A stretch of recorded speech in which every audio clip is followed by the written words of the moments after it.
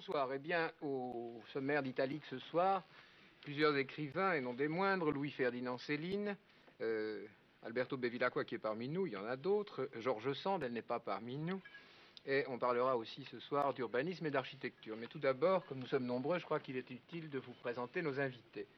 Je commence tout d'abord par un architecte, Xavier Arsène Henry, à ses côtés, M. Jean-Claude Aron, qui est un promoteur, qui est même le président de la chambre syndicale.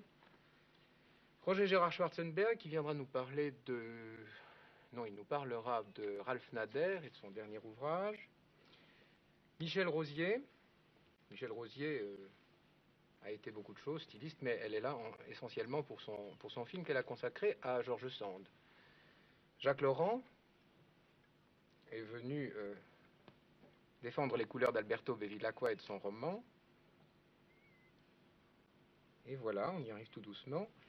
Jeanne Paul, qui a été longtemps l'ami de Louis-Ferdinand Céline. L'ami, oui.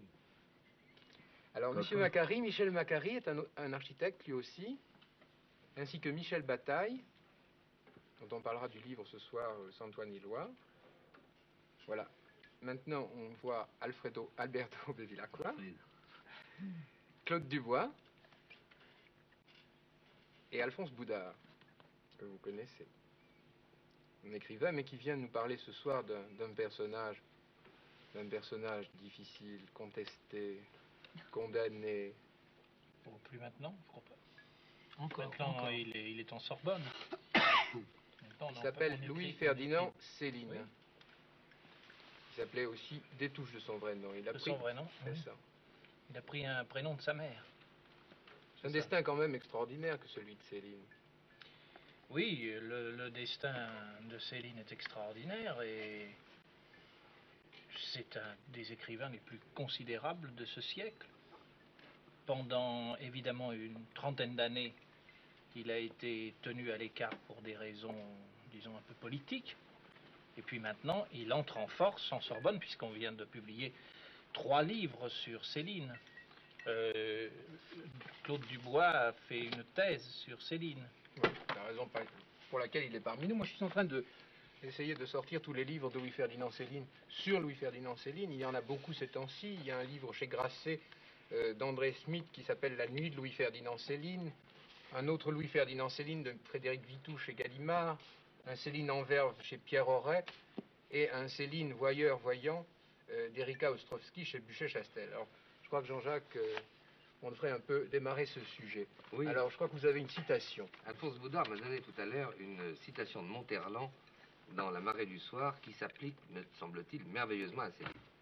Monterland écrit « Les écrivains français sont maintenus en vie après leur mort par, premièrement, une coterie littéraire puissante, deuxièmement, la Sorbonne et les auteurs d'histoire de la littérature, troisièmement, depuis peu, le gouvernement, quatrièmement, des héritiers avides et socialement bien placés. Hors de cela, point de salut, le plus vaste public de lecteurs ne compte pas, ni l'appui des journalistes, ni le plus grand talent. Pour l'appui des journalistes, on va essayer quand même de prouver le contraire. Mais c'est vrai que la Sorbonne récupère, si j'ose dire, ou absorbe, phagocyte presque, et dans le cas des livres qui sont parus, il fallait ajouter peut-être à cette série la réédition en un seul volume des 2 cahiers de Lerne qui étaient parus il y a 5 et 6 ans. Et la Sorbonne, donc, récupère, phagocyte et un petit peu aseptise les auteurs, même les plus scandaleux comme Céline. Oui, alors pourquoi est-ce qu'il est scandaleux, Céline? Essayons de rappeler, parce qu'il y a quand même des gens qui regardent Italique, qui ont 20 ans aujourd'hui, pour qui Céline, c'est un nom, c'est... Qu'est-ce que c'est? Il est scandaleux dès le voyage au bout de la nuit. Il est scandaleux. Alors, c'est un médecin. Il le dit par la suite, même quand il est ensuite mis à l'écart à cause de Bagatelle pour un massacre et de la période de l'occupation. Quand il a fait une réédition du voyage au bout de la nuit en Belgique, il dit « c'est le voyage qui me vaut la haine et d'être rejeté oui. ». Il est scandaleux à partir du voyage. Oui, il mais est toujours scandaleux. Pourquoi est-ce qu'il est scandaleux? Qu'est-ce qu'on lui reproche? Pourquoi est-ce que Céline est achetée au feu en 1944? Alors, il est acheté au feu en 1932 par son écriture. C'est là qu'il est scandaleux, parce que tout d'un coup, il y a une rupture entre l'écriture traditionnelle et l'écriture de Céline. Et c'est surtout en cela et par le style qu'il est scandaleux. Alors après, il y aura d'autres motifs. Il va d'abord il y aura un essai de récupération de la gauche qu'il rejettera quand il va en URSS et il revient avec mea culpa. Alors la gauche le rejette. Il y a récupération de la droite, puis l'occupation, mais la droite le rejette quand même un peu. Il n'est jamais accepté totalement de tous les côtés, parce que au fond, Céline est un peu un individu surtout, et il voit à travers les différents groupes qu'il y a autour de lui des groupes d'oppression. Jeanne-Paul, vous qui avez bien connu Céline, est-ce qu'il ne vous semble pas que la guerre de 14 a marqué Céline comme elle a marqué beaucoup d'écrivains de sa génération, et qu'elle a été l'événement essentiel, l'événement fondamental, pour Céline comme pour beaucoup d'autres? Moi, je veux dire que la guerre de 14, il l'a fait... Ça a été très court pour lui. Et moi, je l'ai connu qu'au moment du voyage. Mais enfin, le côté détestation de la guerre vient de cette époque-là, quand même. Bah, qui est-ce qui aime la guerre? Oui, mais ceux qui l'ont pas connue la détestent peut-être moins fort que ceux qui l'ont faite. Oui, mais enfin, il l'a pas éprouvé quand même. Il a eu la bonne blessure. Après, il a rempilé du reste après. Il est parti à Londres pour faire le contre-espionnage. Et vous l'avez vu quand avec une blessure comme il avait, ben, je crois que c'était la bonne blessure. Il y en a plus d'un qui serait resté dans ses foyers, puis il pouvait faire autre chose que... Il reportait l'uniforme. Quand vous l'avez connu, il était médecin. Je l'ai connu, moi, il était médecin. Mais il écrivait déjà le voyage. Médecin. Il avait écrit le voyage quand je l'ai connu. Il m'avait pressenti à l'époque pour illustrer le voyage pour une édition de luxe. Alors j'ai bossé pendant 7 mois et puis ça n'a pas réussi. On n'a pas trouvé les souscripteurs. Il fallait 250 000 francs à l'époque. Alors j'ai travaillé pendant 7 mois pour... Et quand il écrivait Mort à crédit, il descendait vous lire tous les chapitres au fur et à mesure, pratiquement. Ah oui, mais tous les jours il me balançait son... D'abord... C'était quel genre de type? Bah, c'est d'abord, c'était un cuirassier. Puis il avait une grosse tronche. Puis il avait du vocabulaire et il croyait en lui. Et souvent, comme sa méthode de boulot, elle était assez marrante du reste. Avant d'attaquer son ours, il commençait par des ruminations. Il me parlait toujours qu'il fallait un squelette dans un roman. Après, il m'apportait une colonne vertébrale. Après, il m'apportait tout le squelette. Puis quand il y avait de la viande dessus, alors j'avais droit à la lecture. Alors j'écoutais, si bien que j'ai avalé tout Casse-Pipe, Bon à crédit, puis la suite. Quand il a écrit Bagatelle, je croyais qu'il devenait dingue. Et alors il me traitait, il me dit oui, tu te dégonfles. Et moi, je n'avais rien à foutre, moi, d'être antisémite. Et là, j'ai porté le chapeau pendant 10 ans. Pendant 10 ans, je n'ai pas pu vendre un tableau. Et parce pour que lui, c'était l'ami de Céline. Comment? Parce que vous étiez catalogué alors, comme à la Libération, on voulait me mettre en l'air au nom de Céline. Je crois que Max-Paul Fouché veut dire quelque chose. Oui, alors moi je voudrais poser cette simple question qui peut être naïve, mais tant pis, aux Céliniens qui sont ici. J'aimerais que l'on m'expliquât l'antisémitisme de Céline. L'antisémitisme, je crois qu'il est... Antisémitisme stupide, oui, borné, inacceptable, indigne d'un homme qui a un peu d'honneur. Alors je crois qu'il a été doublé à son dispensaire.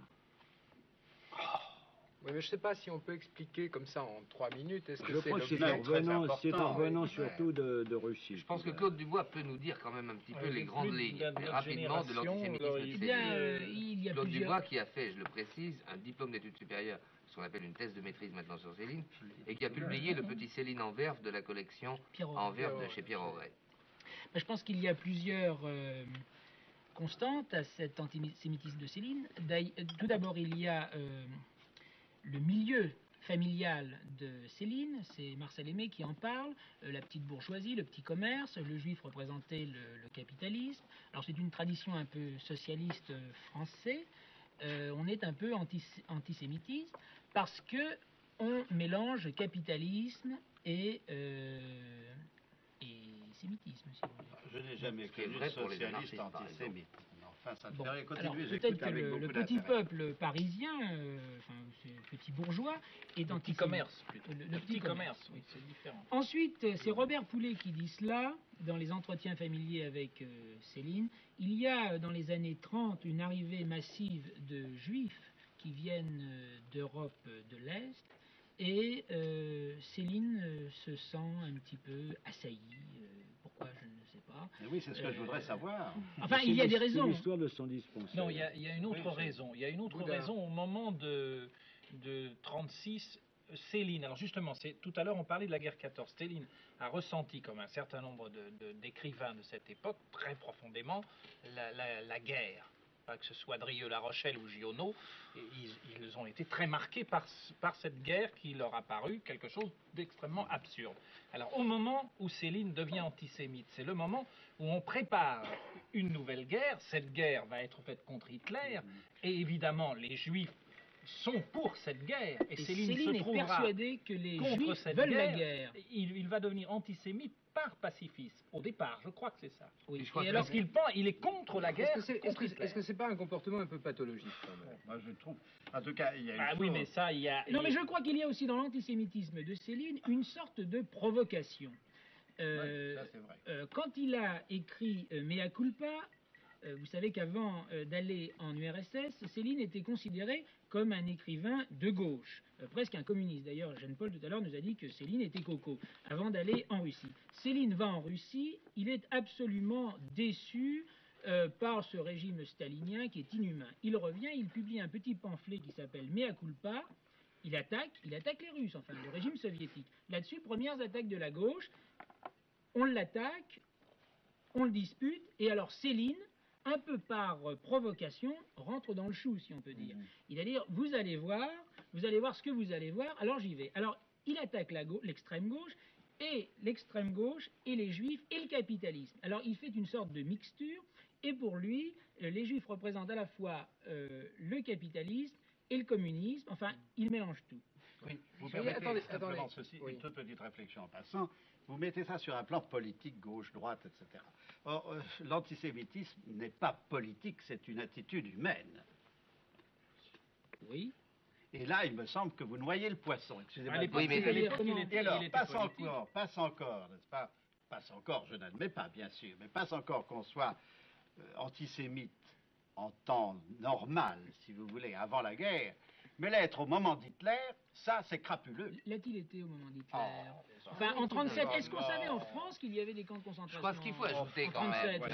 Vous savez, c'est un grand débat dans lequel on est Non, non, entré mais- là. Pour le terminer, ce débat, je Oui. crois Je qu'il vais vous faut dire, il dire quand sentait à même. rien quand même. Ouais. Je crois qu'il faut dire quand même, Il c'est parlait que... toujours des yeux bleus, et Oui. il dit, moi j'ai les yeux bleus, et je suis breton. Et... Oui, mais ce qu'il faut dire il quand même, c'est que encaissait Céline pas était Dans le fond, il contre. était raciste aussi. Céline était contre tout. Il était À un con. moment, il parle d'un homme Non, je du suis pas midi. d'accord là-dessus. Ah, mais non, il parle d'un homme Attendez, Laissez-moi parce que finir. sans cela, on finira Oui. jamais. Non, je vous laisse pas finir, Si, une Jean-Jacques. seconde. Oui. À un moment, il parle d'un homme du Midi qui avait le malheur d'habiter Narbonne, et il le traite de narbonoïde dégénéré.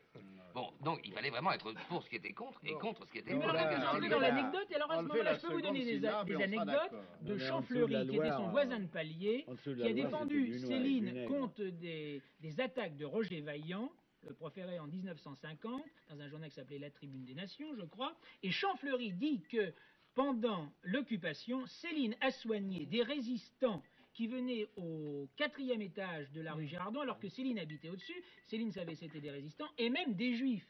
Alors ça, c'est de l'anecdote. Et Champfleury dit que Céline a soigné des juifs tout en sachant qu'ils étaient juifs, donc il aurait pu les dénoncer. Mais pour- Alors, Je crois c'est que quoi assez qu'il en anecdotique. soit, hein, sans On cela, a une ne troisième fera- partie du sujet à traiter quand même. Oui. C'est pourquoi Céline maintenant, et c'est à ce moment-là que je C'est voudrais ça. demander à Claude Dubois, qui précisément a fait un diplôme sur Céline, pourquoi Troisième Céline citation. reparaît, pourquoi il y a actuellement presque une vogue de Céline, une revogue de Céline. Je connais Céline depuis 12 ans maintenant, j'avais 16-17 ans quand j'ai lu Céline pour la première fois. Céline revient parce qu'on s'est aperçu que c'était un génie tout d'abord, et ensuite un iconoclaste. Et comme il a attaqué aussi la société, et que maintenant toute une fraction de la jeunesse, sinon la jeunesse entière, attaque la société, et Céline l'a attaqué, la société. Qui a attaqué la société plus que lui? Personne. Alors, on essaye de reprendre Céline. Alors, c'est ce que nous disions De le tout à l'heure. récupérer. On essaye de le récupérer. Alors, la gauche le récupère très mal, parce Croyez que vraiment elle élimine des côtés un petit peu gênants, c'est ce que vous disiez en commençant, on essaye de faire un petit Céline sur mesure, etc. Et comme disait Jean-Louis Bory, finalement, Céline nous couillonne toujours, c'est-à-dire qu'il est toujours au-delà, et on n'arrivera pas à le récupérer parce Bon. qu'on essaye d'expliquer son antisémitisme. La question, je crois, qui se pose dans une émission comme la nôtre est la suivante. Finalement, cet homme qui a été dans sa vie ce qu'il a été, n'est-ce pas, il en a souffert après, je crois qu'il a aussi un peu payé pour cela. Je crois qu'il a payé Finalement, beaucoup, en fait. Qu'est-ce qui reste de Céline? Qu'est-ce qui reste du génie de Céline aujourd'hui pour les générations qui sont actuellement parmi nous? Eh bien, je pense que c'est à la fois son écriture et surtout son écriture, parce que par son écriture, il attaque, il brise, il fait voler en éclats les cadres, appelons, de la société. Et alors tout cela est repris.